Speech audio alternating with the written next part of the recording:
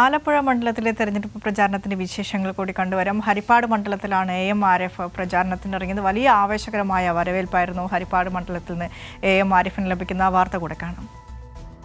പ്രചരണ യോഗങ്ങളിലെത്തുന്ന AM ആരിഫ് ആദ്യം നിലവിലെ ദേശീയ രാഷ്ട്രീയവും പിന്നീട് തൻ്റെ വികസന പ്രവർത്തനങ്ങളും ഒന്നൊന്നായി ചൂണ്ടിക്കാണിക്കും.